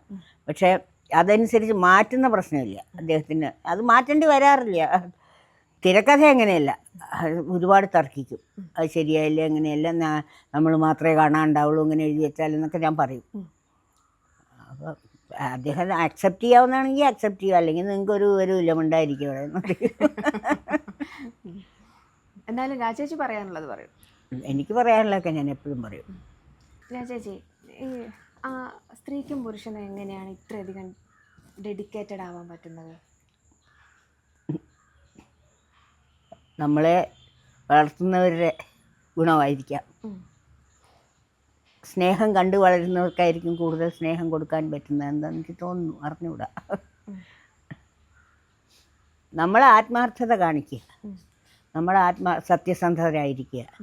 നമ്മൾ എന്ത് തെറ്റ് ചെയ്താലും കുറ്റം ചെയ്താലും പോക്കൃത്തരം കാണിച്ചാലും അതെല്ലാം പാർട്ട്ണറോട് പറയാനുള്ള ധൈര്യമുണ്ടാവുക, സത്യസന്ധരായിരിക്കുക, അതാണ് പ്രധാനം. അത് സത്യമാണ് എന്ന് മറ്റവർക്ക് ബോധ്യപ്പെടുകയും വേണം. പറയുന്നതെല്ലാം നമ്മൾ കാണിക്കുന്ന കള്ളത്തരമല്ല എന്ന് അവർക്ക് ബോധ്യപ്പെടുകയും വേണം. ഞാൻ എന്തൊക്കെ തെറ്റ് ചെയ്തിട്ടുണ്ടോ അതൊക്കെ അദ്ദേഹത്തിന് അറിയാം. അദ്ദേഹം അങ്ങനെ വലിയ തെറ്റ് ചെയ്തിട്ടുണ്ടെന്ന് എനിക്ക് തോന്നിയിട്ടുമില്ല. അദ്ദേഹം വന്ന് പറയുമായിരുന്നോ ചെറിയ കാര്യങ്ങളാണ് എല്ലാം അവിടെ? അതല്ലേ ഞാൻ പറഞ്ഞു, അടുത്ത വീട്ടിലെ ശാന്ത ചേച്ചി പറയുമായിരുന്നു അത് സിനിമ പോലെയാണെന്ന്. ഒരു വർക്ക് കഴിഞ്ഞ് വന്നു കഴിഞ്ഞാൽ പിന്നെ ഞങ്ങളവിടെ ആ റോഡിൽ നടന്ന് അവിടെ നടന്ന് പോയപ്പോൾ തൊട്ട് തിരിച്ചെത്തുന്നത് വരെ നടന്ന കാര്യങ്ങൾ മുഴുവൻ എന്നോട് പറയുമായിരുന്നു.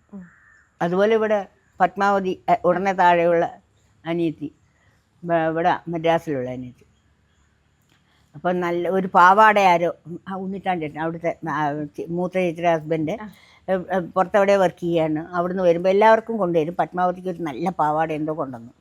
എന്നിട്ട് അത് എല്ലാവരും ഉടുത്തിങ്ങനെ കാണിച്ചുകൊണ്ടിരുന്നു. ഏതിന് സഹിച്ചില്ല, ഒരു ബ്ലേഡ് എടുത്തിട്ട് ആ പാവാട അപ്പം തന്നെ മുറിച്ചു. അങ്ങനെ ഒരുപാട് വേലകൾ കാണിക്കും. അതുപോലെ ട്യൂഷൻ പഠിപ്പിക്കാൻ വരുന്നൊരു സാറുണ്ടായിരുന്നു. സാർ വന്നു പറഞ്ഞാൽ അപ്പം ജീരകവെള്ളം വേണം. ഒരു ദിവസം മൂത്രം ഒഴിച്ച് ഗ്ലാസ്സിലാക്കി കൊണ്ടുപോയി കുടിക്കാൻ കൊടുത്തു. അങ്ങനത്തെ ഒരുപാട് വേലകൾ കാണിച്ചിട്ടുണ്ട് കുഞ്ഞായിരിക്കുമ്പോൾ. നല്ല നടപ്പിന് മദ്രാസിലേക്ക് പറഞ്ഞു വിട്ട സമയത്ത് രാജേച്ചിയും കൂട്ടിയിട്ട് ഇതേ പത്മാവതിയുടെ വീട്ടിലായിരുന്നോ പോയത്? ആ പത്മാവതിയുടെ വീട്ടിലുണ്ടായിരുന്നു. എൻ്റെ ചേട്ടൻ, എൻ്റെ മൂത്ത ബ്രദർ ഉണ്ണിയേട്ടൻ അവിടെയായിരുന്നു വർക്ക് ചെയ്യുന്നത്. അശോക് ലേലൻഡ് വർക്ക് ചെയ്യുന്നു. അപ്പൊ രാജേച്ചി അവര് ഇതില്ല ഇവിടെ പത്മാവതി അവിടെ IIT-യിൽ അമ്മാവൻ്റെ മോനാണല്ലോ കല്യാണത്തിൽ, അവിടെയായിരുന്നു. അപ്പോൾ എന്നെ കാണാൻ അവിടെ വന്നു ഒരു ദിവസം. ഈ അഡ്രസ്സൊക്കെ അറിയാമല്ലോ ഞാൻ പിന്നെ ഇടയ്ക്ക് മദ്രാസിൽ പോണതുകൊണ്ട് അവർക്ക് സ്ഥലമൊക്കെ അറിയാം. എന്നെ എന്നിട്ട് പത്മാവതിയുടെ വീട്ടിലേക്ക് കൂട്ടിക്കൊണ്ടുപോയി.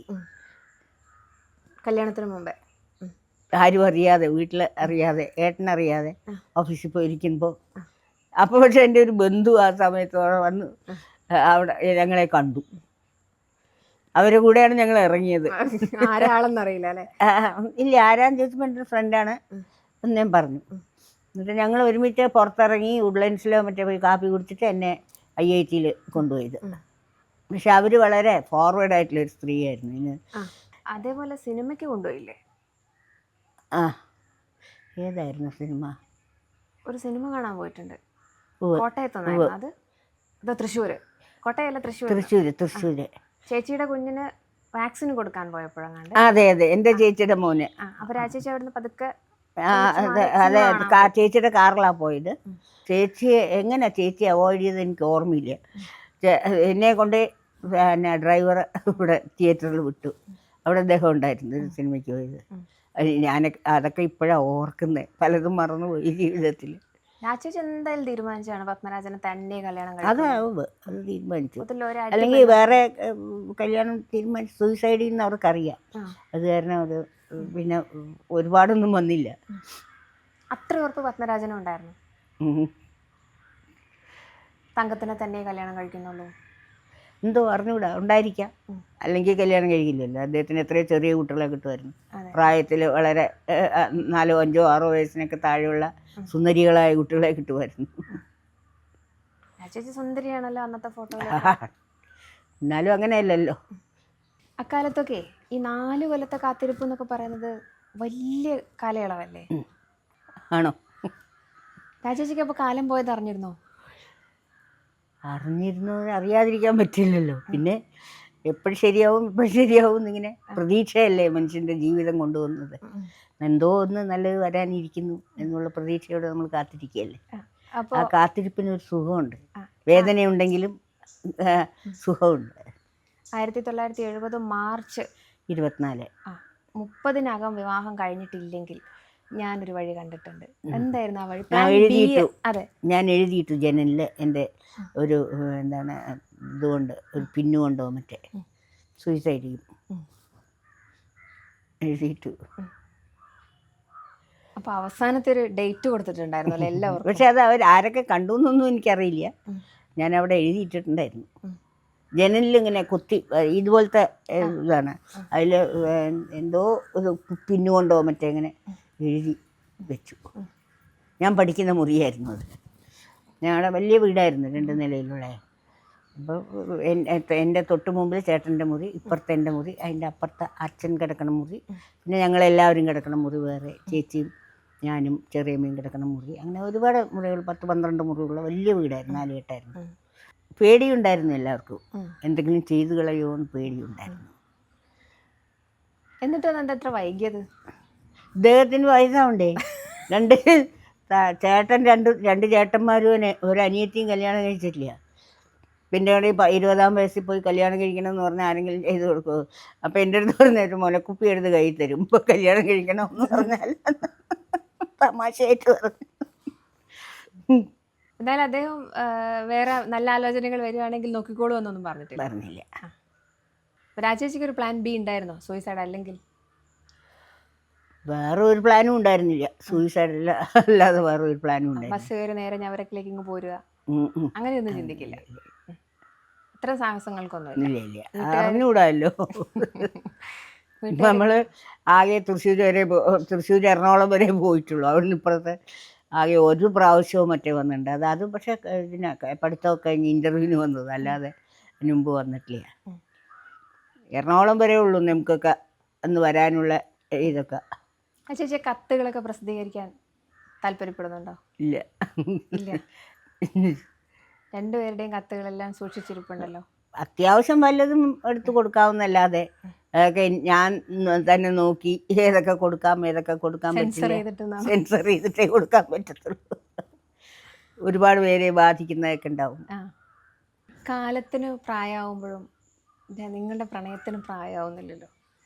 നിങ്ങളൊക്കെ തേടി വരുന്നത് അതുകൊണ്ടല്ലേ? പ്രണയത്തിന് ഒരിക്കലും കാലമില്ല. ഉം. സ്നേഹത്തിന് ഒരിക്കലും മരണവുമില്ല. സ്നേഹിക്കുന്നവർ സ്നേഹിച്ചുകൊണ്ടേയിരിക്കും. അത് ആർക്കും നിർത്തിവെക്കാൻ പറ്റില്ല. തിരിച്ചതുപോലെ സ്നേഹം കിട്ടിയവരാണെങ്കിൽ പറയാനുമില്ല. അതെ, കഷ്ടി 20 വർഷം അല്ലേ? 21. 21. 70-ലല്ലേ പോയത്? 91. 91. 70 മുതൽ 21 വർഷം. പക്ഷെ 4 വർഷത്തെ പ്രണയകാലം കൂടെ കൂട്ടുകയാണെങ്കിൽ 25 വർഷം. അതെ അല്ലേ? 1/4 നൂറ്റാണ്ട്. അത് ധാരാളമാണല്ലേ? ധാരാളം. കേൾക്കുന്നവർക്ക് ധാരാളമായിരിക്കും. എനിക്ക് ഒട്ടും ആയില്ല. മതിയായില്ല. മതിയായില്ല. അങ്ങനെ ആയിരുന്നല്ലോ ലൈഫ്. ഏതിലും എഴുതിയിട്ടുണ്ടല്ലോ, സ്നേഹിച്ച് മതിയാവാതെ പ്രണയിച്ച് മതിയാവാതെ എന്നെ വിട്ടുപോയ ഗന്ധർവൻ. അദ്ദേഹം ഫോണിലൂടെ കേൾപ്പിച്ചു തന്ന ഒരു ശബ്ദം ഉണ്ടായിരുന്നല്ലോ, ഗഗനചാരിയെക്കുറിച്ച്. സമയവും കാലവും ഇല്ലാതെ ഏത് സമയവും എപ്പോൾ വേണമെങ്കിലും. ഫോണിൽ കൊണ്ടുതന്നല്ല, സിനിമയിലുള്ളതാണ്. പക്ഷെ അത് ആദ്യം ആ സംഭാഷണം എഴുതിയ ഉടനെ തന്നെ ഫോണിൽ വിളിച്ചിട്ട് രാജേച്ചി കേൾപ്പിക്കുന്നില്ലേ? ഉണ്ടല്ലേ? ഉണ്ട്. രാജേച്ചി അങ്ങനെ ഒരു ഓർമ്മ പറഞ്ഞിട്ടുണ്ട്. അത് എഴുതിയ ഉടനെ തന്നെ രാജേച്ചിയെ വിളിച്ചത് കേൾപ്പിക്കുന്നത്. അല്ല, അപ്പം അദ്ദേഹത്തിന് ചെറിയൊരു അസൂയ ഉണ്ടായിരുന്നു. അസൂയ എന്ന് പറഞ്ഞുകൂടാ, എന്നാലും ഞാൻ കൂടുതൽ MT ഇഷ്ടപ്പെടുന്നു എന്നൊരു സംശയം ഉണ്ടായിരുന്നു. MTയുടെ എഴുത്താണോ? എനിക്ക് ഞാനും മോനും ഒക്കെ MTയുടെ മരണ ഫാൻസാണ്. അപ്പം ഇത് എഴുതി കഴിഞ്ഞിട്ട് വെച്ചാൽ നിങ്ങളുടെ MT എങ്ങനെ, MTയെക്കാട്ടിലും നന്നായിട്ടുണ്ടോ എന്ന് ചിലതൊക്കെ ചോദിക്കുമ്പോൾ MT എഴുതിയതിനെക്കാട്ടിലും എങ്ങനെയുണ്ട്, നിങ്ങളുടെ അഭിപ്രായം എന്താണ് എന്നുള്ള അതിനെ ചൊറിയാൻ ചോദിക്കുന്നത്. അപ്പോൾ രാജേച്ചി എന്ത് പറയും? നല്ലത് എനിക്ക് ഇഷ്ടപ്പെട്ടെങ്കിൽ ഞാൻ പറയും, ഇല്ലെങ്കിൽ ഇല്ലെന്ന് പറയും. ഏതായാലും അങ്ങനെ ഭർത്താവായതുകൊണ്ടുള്ള പരിഗണനയൊന്നുമില്ല. അതില്ല. എഴുതിയത് വായിക്കുമ്പോൾ എഴുത്തുകാരനും വായനക്കാരിയും മാത്രമേ ഉള്ളൂ അവിടെ. ഭാര്യയും ഭർത്താവും ഒന്നുമില്ല. സിനിമ കാണുമ്പോഴും അങ്ങനെ തന്നെ. സിനിമ കാണുമ്പോഴും അങ്ങനെയാണ്. സംവിധായകൻ വേറെ, പത്മരാജൻ വേറെ. അതെ. എന്താണ് ഈ പത്മരാജന്റെ വിശേഷങ്ങൾ നമുക്ക് പറഞ്ഞിട്ടും തീരാത്തത്? അതെനിക്കറിയില്ല, എനിക്ക് തീരില്ല. എൻ്റെ ഞാൻ തന്നെയാണ് പത്മരാജൻ, പത്മരാജൻ തന്നെയാണ് ഞാൻ എന്ന് പറഞ്ഞാൽ ഞങ്ങൾ ഒന്നാണ്. പക്ഷെ നിങ്ങൾക്ക് തീരാത്ത എന്തുകൊണ്ടാണ് എനിക്കറിഞ്ഞൂടാ. അല്ലേ? എനിക്ക് തോന്നുന്നു ഒരു വർഷത്തിൽ എത്ര തവണ പത്മരാജൻ അന്വേഷിച്ച ആളുകൾ വരുന്നു? ഒരുപാട് പേരുണ്ട് അല്ലേ? ഇപ്പം തന്നെ കഴിഞ്ഞ മാസം ഞാൻ പറഞ്ഞില്ലേ, ദുബായി പോയിരിക്കുമായിരുന്നു. ദുബായ് മലയാളി അസോസിയേഷൻ ഞങ്ങളെ കൊണ്ടുപോയിരിക്കുമായിരുന്നു. അപ്പോൾ എത്രയോ പേര് ഇവിടെ ജീവിച്ചു മരിക്കുന്നു. പ്രതിഭകളായിട്ട് ഒരുപാട് ഇതിനെക്കാട്ടിലും എഴുതുകയും ഒക്കെ ചെയ്ത ആൾക്കാരുണ്ട്. ഇതെല്ലാം ദൈവനിശ്ചയമാണ്. അതിനപ്പുറം ഒന്നും എനിക്ക് പറയാനില്ല. ആ അനശ്വരതയിൽ രാജേച്ചിക്ക് കൃത്യമായ പങ്കുണ്ട്. അതുകൊണ്ടാണ് എന്ന് എനിക്കല്ല, ദൈവം തന്ന് നമ്മൾ ഇതാവുന്നു എന്നല്ലാതെ ദൈവം നയിക്കുന്ന വഴി കൂടി നമ്മൾ പോകുന്നു, അത്രയേ ഉള്ളൂ. അല്ലാതെ എനിക്കെന്ത് പങ്ക്? 46 വയസ്സ് അല്ല, തികഞ്ഞില്ല. 40. അപ്പോൾ രാജേച്ചിക്ക് എനിക്ക് തോന്നുന്നു 47.5. ഇല്ല, 46, 46.5. 46.5 വയസ്സ് ഉള്ള ഒരു സ്ത്രീയുടെ മുമ്പിലേക്കാണ് ജീവിതം ഒരു അനിശ്ചിതാവസ്ഥയിലാവുന്നത്. അത് എന്തുണ്ടായിട്ടും കാര്യമില്ലല്ലോ. അദ്ദേഹം വീട് അദ്ദേഹത്തിനുണ്ട്. ആകാശവാണിയിലെ പെൻഷൻ ഉൾപ്പെടെ, ഫാമിലി പെൻഷൻ ഉൾപ്പെടെയുള്ള കാര്യങ്ങൾ ഏർപ്പാടാക്കി 20 എനിക്കുണ്ടായത് എൻ്റെ ഭർത്താവിൻ്റെ വീട്ടുകാർ.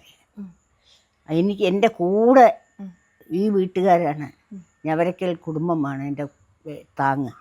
ശരിക്കും പറഞ്ഞാൽ ആ അമ്മയും കൂടപ്പറപ്പുകളും എൻ്റെ കൂടെ ഇന്നുമുണ്ട്, എപ്പോഴും ഉണ്ട്. അമ്മ കാണാമറയത്താണെങ്കിലും ബാക്കി പലരും കാണാമറയത്തായെങ്കിലും അവരെപ്പോഴും എൻ്റെ കൂടെയുണ്ട്. ശരിക്ക് ഇടക്കാലത്ത് രാജേച്ചിക്ക് വിദ്യാഭ്യാസം തുടരണമെന്ന്, അതായത് MA മ്യൂസിക്കിന് ചേരണമെന്ന് നിർബന്ധം പിടിക്കുന്നത് പത്മരാജനാണ്. സാമ്പത്തികമായിട്ട് നിങ്ങളും കൂടി കോൺട്രിബ്യൂട്ട് ചെയ്യണം എന്നുള്ളതായിരുന്നു അതിൻ്റെ ഉദ്ദേശം? അങ്ങനെയല്ല, ഞാനിങ്ങനെ വെറുതെ ഇരിക്കുന്നതിനെക്കാട്ടിലും താനായിട്ട് ജോലി കളഞ്ഞാലും എന്താ ഉള്ളിൽ അതായിരുന്നിരിക്കാം. ജോലി ഉണ്ടായിരുന്നെങ്കിൽ നന്നായിരുന്നു തോന്നിയിരുന്നു. അതുകൊണ്ട് MA പഠിച്ചു കഴിഞ്ഞാൽ ഓമനക്കുട്ടി ആ സമയത്ത് ഇവിടെ MA പഠിക്കുന്നുണ്ടായിരുന്നു. അപ്പം എന്നാൽ MA പഠിച്ചാലോ എന്നൊക്കെ ആലോചിച്ച് അഡ്മിഷനും കിട്ടിയതായിരുന്നു. പിന്നെ അപ്പോഴേക്കും ഞാൻ പറഞ്ഞില്ലേ ഈ പപ്പനെ ഗർഭിണിയാകും, പിന്നെ വേണ്ടാന്ന് വയ്ക്കുകയും ഒക്കെ ചെയ്തു. ആകാശവാണിയിൽ ആ ജോലി വിട്ടതിൽ രാജേച്ചിക്ക് എന്തെങ്കിലും വിഷമം തോന്നിയിട്ടുണ്ടോ? വളരെ സങ്കടം തോന്നിയിട്ടുണ്ട്. നല്ലൊരു ജോലി,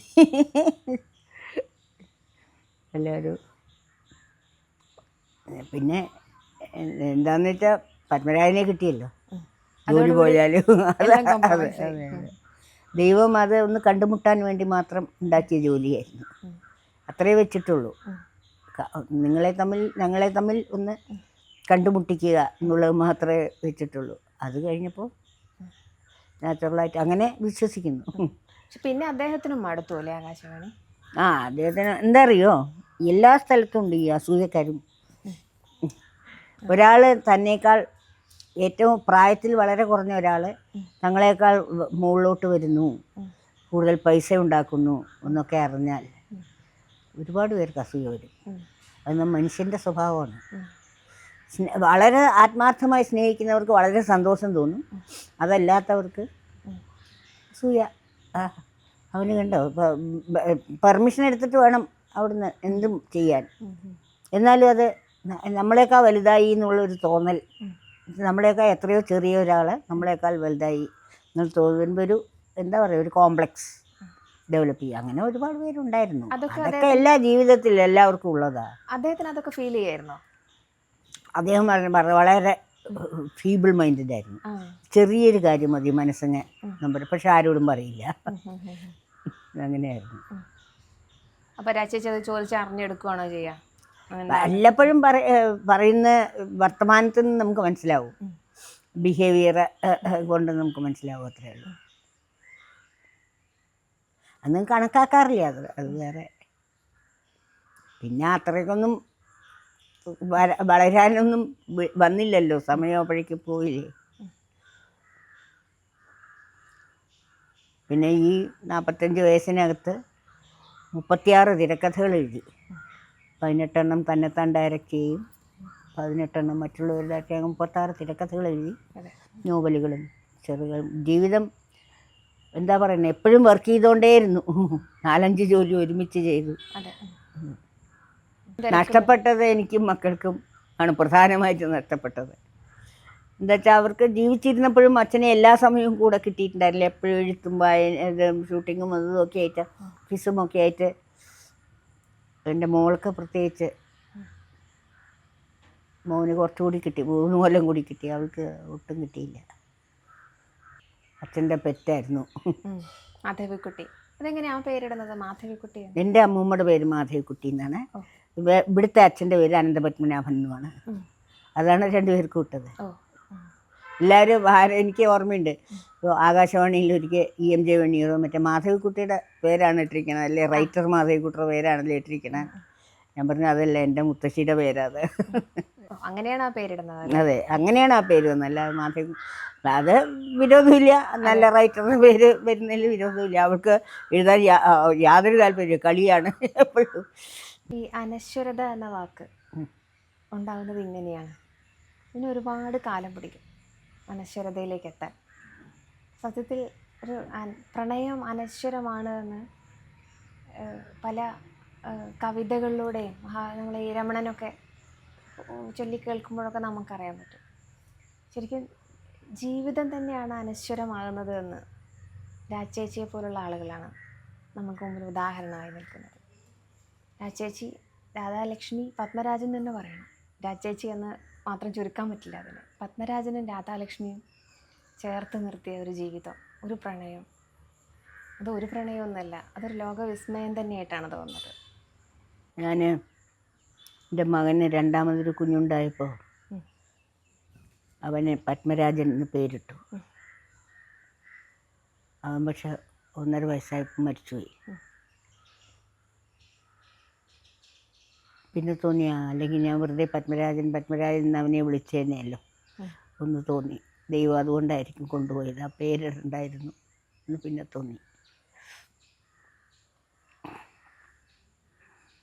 ഇപ്പം ദൈവത്തിന് അത്രയും അസൂയ ഉണ്ടായിട്ടാണോ? എന്ത് പറയാം, ഒരു ജീവിതത്തിൽ രണ്ട് മനുഷ്യർ കാണിച്ച ആർജവം, രണ്ട് മനുഷ്യർ തന്ന പരസ്പരം കൊടുത്ത ഊർജം, പരസ്പരം താങ്ങായി നിന്ന കരങ്ങൾ, പ്രോത്സാഹനം, ഇതൊക്കെ സത്യത്തിൽ മാതൃകയാണ്.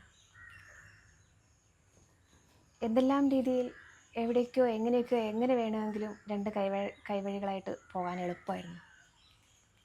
പ്രശസ്തിയുടെ കൊടുമുടിയിൽ എത്തുന്ന സമയത്ത് പൊസസിവിറ്റി കൊണ്ട് പൊതിഞ്ഞു നിർത്താമായിരുന്നു പത്മരാജനെ. ഇതെല്ലാം തുറന്ന കൈകൊണ്ട് ഒരാളെ സ്നേഹിക്കുക എന്ന് പറയുന്നൊരു അനുഭവം ഉണ്ടല്ലോ. ആ ചേച്ചി എത്ര മനോഹരമായിട്ടാണ് പത്മരാജനെ ഇങ്ങനെ തുറന്നു വെച്ചിട്ട് ലോകത്തിന് കൊടുത്തത് എന്നുള്ളത്. അതൊന്നും എൻ്റെ കഴിവല്ല. എല്ലാം ഞാൻ പറഞ്ഞല്ലോ, എവിടെയോ ഒരു മാന്ത്രിക കൈ നിയന്ത്രിച്ചുകൊണ്ടിരിക്കുന്നുണ്ട് നമ്മുടെ ജീവിതം തന്നെ, നമ്മുടെ മനസ്സിനെ എല്ലാം. അതിൽ നമ്മൾ ഒരാളാവുന്നു, ആ മാന്ത്രിക വടിയുടെ ചുറ്റും കറങ്ങുന്ന ഒരാളായി മാറുന്നു, അത്രയേ ഉള്ളൂ.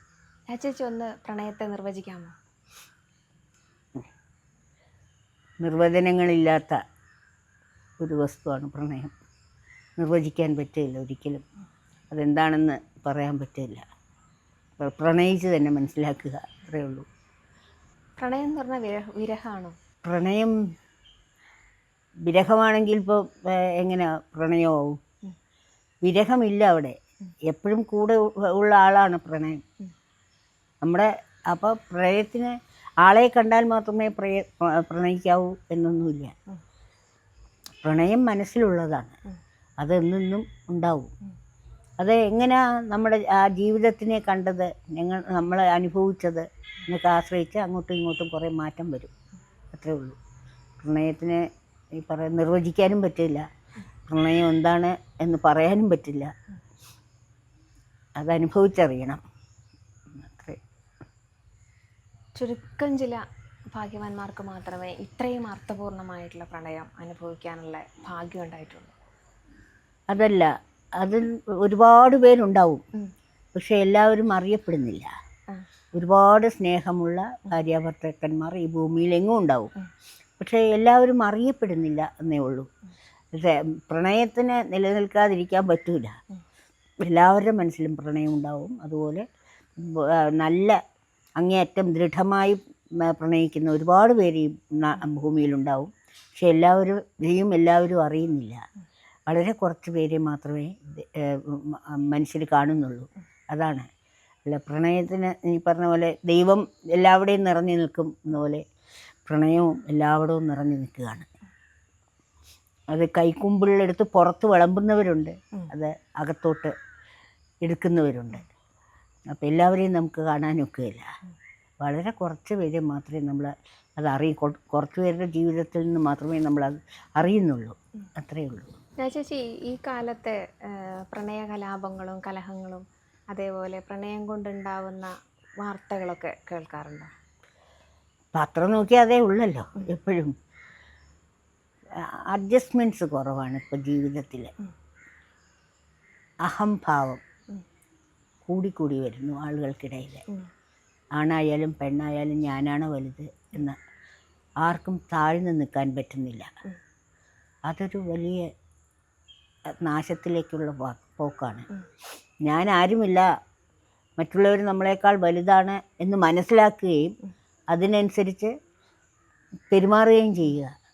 അല്ലാതെ ഞാനാണ് വലുത് എന്ന് താൻ പോരുമ കാണിച്ച് അഹംഭാവം കാണിച്ച് നടത്താൻ, അതാണ് ഇപ്പോഴത്തെ പെൺകുട്ടികൾക്കും ആൺകുട്ടികൾക്കും എല്ലാം വരുന്നൊരു തകരാറ്. അവരെ തന്നെ മനസ്സിലാക്കുന്നില്ല, അവരെന്തൊക്കെയാണ് എന്ന് ധരിച്ചു വയ്ക്കുകയാണ്. ആദ്യം മനസ്സിലാക്കുക, നമ്മളാരുമല്ല, ദൈവത്തിൻ്റെ മുന്നിൽ നമ്മളാരുമല്ല എന്നുള്ളത് മനസ്സിലാക്കുക. പിന്നെ നേർവഴികൾ നമ്മുടെ അച്ഛനമ്മമാരാണ് നമുക്ക് നേർവഴികൾ ആദ്യം തരുന്നത്, പിന്നെ ഗുരുക്കന്മാരാണ്. നന്മ എല്ലാവരും സ്വീകരിച്ച് അതുപോലെ ജീവിക്കാൻ ശ്രമിക്കുക, അത്രയേ ഉള്ളൂ. ക്ഷമയാണ്, എപ്പോഴും ക്ഷമ വേണം. നല്ല ആരായാലും ആണായാലും പെണ്ണായാലും നല്ല ക്ഷമയുള്ളവരായിരിക്കണം. ഞാൻ എൻ്റെ ഭർത്താവിൽ കണ്ട ഏറ്റവും വലിയ ഗുണം ക്ഷമയാണ്. അന്ന് ആകാശവാണിയിലെ ആ 150 രൂപ ശമ്പളത്തിൽ നിങ്ങൾ എങ്ങനെ ജീവിക്കുമായിരുന്നു? രാജേച്ചിയൊക്കെ എന്തായിരുന്നു ഉറപ്പുണ്ടായിരുന്നത്? എങ്ങനെ ജീവിക്കുന്നു? അന്ന് 150 രൂപ മതി, 150 രൂപ മതി ജീവിക്കാൻ. അതാണ് അന്നത്തെ ഇന്നത്തെ 15,000-നെക്കാട്ടിലും കൂടുതലാണ് അന്നത്തെ 150 രൂപ. ഓ, അതാണ് അപ്പോൾ അവർ തുച്ഛമായിട്ട് കണ്ടത് വീട്ടുകാർ. 150 രൂപ ശമ്പളം കൊണ്ട് നീ എങ്ങനെ ജീവിക്കും? അത് അവരുടെ മനസ്സിലുള്ള 150 അല്ല, 1,500 ആയിരുന്നു ആ, അന്ന്. ഇന്നത്തെ 1.5 ലക്ഷം. അതെ. അങ്ങനെയാണ് താരതമ്യം വന്നത് അല്ലേ? മാത്രമല്ല ഈ പ്രായം ഒരു പ്രശ്നമായിരുന്നു. ഈ പിന്നെ ചുറ്റുപാടുകൾ, ഈ പറഞ്ഞല്ലേ, ഞാൻ പറഞ്ഞില്ലേ ട്രാവൻകൂർ ഏരിയയിലേക്ക് പറഞ്ഞയക്കുക എന്നുള്ള ഒരു വലിയ പ്രശ്നമായിരുന്നു. പിന്നെ അദ്ദേഹത്തിനെ പറ്റി ഒരുപാട് ഭയങ്കര കുടിയനാണ് അങ്ങനെ ഇങ്ങനെ എന്നുള്ള പേരൊക്കെ ഉണ്ടായിരുന്നു. അത് അടുത്ത് ജീവിക്കുന്നവർക്കല്ലേ അറിയുള്ളൂ എന്താണ് അദ്ദേഹം എന്നുള്ളത് അറിയുന്നു. മറ്റുള്ള ഒരുപാട് പേര് ചുറ്റുമുള്ളവരിരുന്ന് കഴിച്ചാലും നമ്മളും കഴിച്ചിരിക്കുകയാണെന്ന് വിചാരിക്കും. അദ്ദേഹം ഒരിക്കലും കുടിച്ചു വീട്ടിൽ വരിക അങ്ങനത്തുള്ള സംഭവങ്ങൾ വളരെ റെയറാണ്. പാർട്ടിക്കൊക്കെ പോവും, കഴിക്കും ഒക്കെ ചെയ്യും എന്നുള്ളതെ ഒരു എന്താ പറയണ്ട, ഒരു കഴിക്കാത്ത ആളൊന്നുമല്ല. പക്ഷേ അതൊരിക്കലും കുടുംബജീവിതത്തെ ബാധിച്ചിട്ടില്ല. വീട്ടിൽ മദ്യം കൊണ്ടുവരികയോ കുടിക്കുകയോ ഒന്നും ചെയ്തിട്ടില്ല അദ്ദേഹം, ഒരിക്കലും. എനിക്കത് ഇഷ്ടമല്ല എന്ന് അദ്ദേഹത്തിന് അറിയാം. അതിനനുസരിച്ച് എനിക്കിഷ്ടമില്ലാത്ത അദ്ദേഹം ചെയ്യാതിരിക്കുക, അദ്ദേഹത്തിന് ഇഷ്ടമില്ലാത്തത് ഞാൻ ചെയ്യാതിരിക്കുക, അങ്ങനെ ഒരു പരസ്പര ധാരണയിലാണ് ജീവിതം പോയത്. അങ്ങോട്ടും ഇങ്ങോട്ടും ശരിക്കും മനസ്സിലാക്കി ജീവിച്ചു. അതുകൊണ്ടായിരിക്കാം ദൈവം ഇങ്ങനെ കുറച്ച് അല്പവയസ്സ് മാത്രം തന്നത്. കുറേ തമ്മിത്തല്ലേയും ബഹളം ഉണ്ടാക്കുകയൊക്കെ ചെയ്തിരുന്നെങ്കിൽ കുറേ കാലം കൂടിയൊക്കെ ജീവിച്ചതന്നെയായിരിക്കും. ഈ കുട്ടികളൊക്കെ ഒന്ന് പഠിക്കുന്നതിൻ്റെ ഒരു പാതി വഴിക്കാണല്ലോ അതെ അദ്ദേഹം പോകുന്നത്. അതിനുശേഷം എങ്ങനെയാണ് ഒറ്റയ്ക്ക് ഇത് മാനേജ് ചെയ്യുന്നത്? അദ്ദേഹം കിട്ടിയ പൈസ മുഴുവനും എൻ്റെ കൈ കൊണ്ട് തരുമായിരുന്നു. എന്ത് കിട്ടിയാലും അതെൻ്റെ കയ്യിൽ തരും. ഞാനത് സൂക്ഷിച്ച് വയ്ക്കും, ബാങ്കിലിടും. കുറച്ച് രൂപയാവുമ്പോൾ സ്ഥലം വാങ്ങിക്കും. അങ്ങനെ ഞങ്ങൾക്ക് കുറച്ച് സ്ഥലം ഉണ്ടായിരുന്നു. അപ്പോൾ അദ്ദേഹത്തിൻ്റെ മരണം കഴിഞ്ഞപ്പോൾ ഞങ്ങൾക്ക് ആ സ്ഥലത്ത് നിന്ന് റബ്ബർ ഉണ്ടായിരുന്നു. അവിടെ ചെറിയൊരു റബ്ബർ എസ്റ്റേറ്റ്. അദ്ദേഹം സമ്പാദിക്കുന്ന ഒരു പൈസ അദ്ദേഹം ഒറ്റ പൈസ വെറുതെ കളഞ്ഞിട്ടില്ല. എല്ലാം എൻ്റെ കൈ കൊണ്ട് തന്നിട്ടേ ഉള്ളൂ. അതാണ് എൻ്റെ കയ്യിൽ തരും, എന്നിട്ട് വേണ്ടപ്പോഴൊക്കെ അതിൻ്റെ നിന്ന് ചോദിച്ച് വാങ്ങിച്ചുകൊണ്ട് പോകും. അങ്ങനെയാണ് പതിവ്. അത് കാരണം ആ പൈസയ്ക്ക് കിട്ടിയ സിനിമയിൽ നിന്നൊക്കെ നല്ലോണം പൈസ കിട്ടുമല്ലോ അന്നത്തെ കാലത്ത്. പക്ഷേ ഞങ്ങൾ 2-3 ഏക്കർ കുറേ സ്ഥലം വാങ്ങിച്ചു, റബ്ബർ ഉണ്ടായിരുന്നു. അപ്പോൾ അദ്ദേഹം മരിച്ചു കഴിഞ്ഞ് 94-ലായപ്പോൾ ആ സ്ഥലം ഞാൻ വിറ്റു. കുട്ടികളുടെ പഠിത്തം പിന്നെ ഇവരുടെ കല്യാണമൊക്കെ നടത്തണ്ടേ. പിന്നെ ഞങ്ങൾക്ക് ഒരു ബുദ്ധിമുട്ടും ഉണ്ടായില്ല അതുകൊണ്ട്. പിന്നെ പെൻഷനുണ്ട്, റോയൽറ്റി, അദ്ദേഹത്തിൻ്റെ ബുക്സ്, ഒരുപാട് ബുക്സ് ഇല്ലേ, എൻ്റെ റോയൽറ്റി. മരണം കൂടി കഴിഞ്ഞപ്പോൾ എല്ലാം ഒരുപാട് പുസ്തകങ്ങൾ വിറ്റുപോവുകയും ഒക്കെ. ചുരുക്കം പറഞ്ഞാൽ ഇപ്പോഴും റോയൽറ്റി നല്ലോണം വരും. റോയൽറ്റി ഉണ്ട്, ഇപ്പോൾ പെൻഷനുണ്ട് എനിക്ക്. പിന്നെ ആകാശവാണിയുടെ അദ്ദേഹത്തിൻ്റെ ഫാമിലി പെൻഷൻ കിട്ടും. അതാ 86 വരെ ജോലി കളയണ്ട എന്ന് ബ്രദറിലോ ബാലകൃഷ്ണൻ ഉണ്ണിത്താൻ പറഞ്ഞു. 20 വർഷം പെൻഷനബിൾ ആവും, അത് കഴിഞ്ഞിട്ട് ചെയ്താൽ മതി. 20 വർഷം ജൂണിലോ മറ്റേ ആയി. ജൂലൈയിൽ അദ്ദേഹം റിസൈൻ ചെയ്തു. VRS. അപ്പം വോളണ്ടറി റിട്ടയർമെൻ്റ് ആകുമ്പോൾ പെൻഷനുണ്ട്. അപ്പം ഒരു വിധത്തിലും സാമ്പത്തികമായിട്ട് എനിക്ക് ബുദ്ധിമുട്ടേണ്ടി വന്നിട്ടില്ല ഇതുവരെ. ആരുടെ മുമ്പിലും കൈ നീട്ടേണ്ടി വന്നിട്ടില്ല. പിന്നെ ഇവിടുന്ന് അരിയും നെല്ലും ഒക്കെ എനിക്ക് നാട്ടിൽ നിന്നും ഇവിടുന്നും വരുമായിരുന്നു. ഇവിടെ ഉണ്ടല്ലോ കൃഷി ഉണ്ട്, നാട്ടിലും ഉണ്ടായിരുന്നു. അന്നൊക്കെ അല്ല നാളികേരവും അരിയും ഇവിടുന്നും അവിടുന്നും അയച്ചു തരുമായിരുന്നു. ഒരിക്കലും എനിക്ക് ബുദ്ധിമുട്ടേണ്ടി വന്നിട്ടില്ല. എല്ലാം കൊണ്ടും സുരക്ഷിതമാക്കിയിട്ടുണ്ട്. അതെ അതെ, ഒന്നും അനാവശ്യമായിട്ട് ഒരൊറ്റ പൈസ കളഞ്ഞിട്ടില്ല. എല്ലാ തരത്തിലുള്ള മാനേജ്മെൻറ്റും അദ്ദേഹത്തിന് അറിയായിരുന്നു. അമ്മ ഇവിടെ ഈ അമ്മയും എട്ടും അമ്മയാണ് എല്ലാം. ഞാൻ പറഞ്ഞല്ലോ, അമ്മയെല്ലാം പഠിപ്പിച്ചാണ്, പറയാതെ പറഞ്ഞാണ് എല്ലാം ചെയ്തിരുന്നത്. അത് ഞാനീ പറഞ്ഞ അമ്മയെ പറ്റി മാത്രം പറഞ്ഞുകൊണ്ടിരിക്കുക. അത്ര വലിയൊരമ്മയായിരുന്നു. അതുകൊണ്ടാണല്ലോ ഇത്ര നല്ല മകനെ എനിക്ക് കിട്ടിയത്.